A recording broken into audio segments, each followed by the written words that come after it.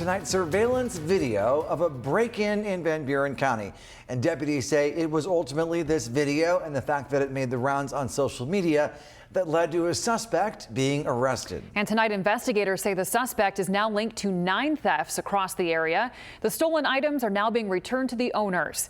News Channel 3's Mackenzie Decker has more.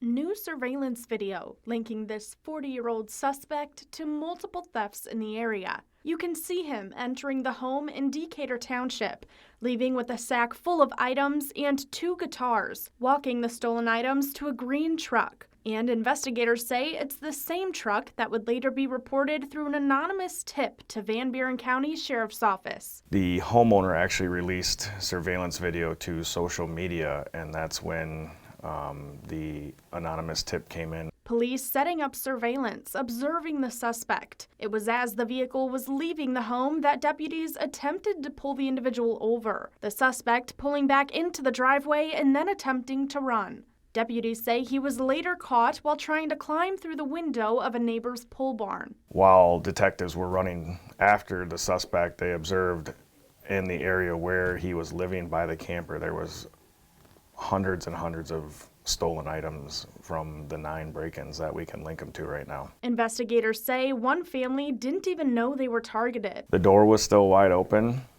and we ended up making contact with them in Florida since this was a summer home. They didn't even know that their house had been broken into. Van Buren County Undersheriff Casey Davis recalling his moments on scene. Just taking in how much he had taken out of these and how much he had victimized people.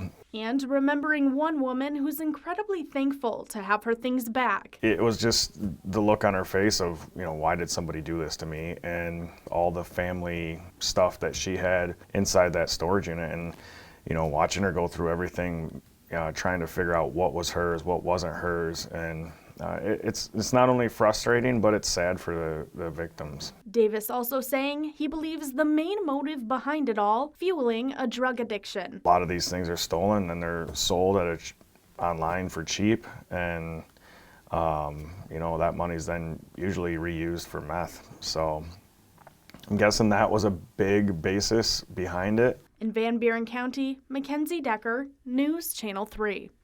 Under Sheriff Davis says the suspect will face a lengthy list of charges, including the ones we saw in Decatur, and 9 counts of breaking and entering.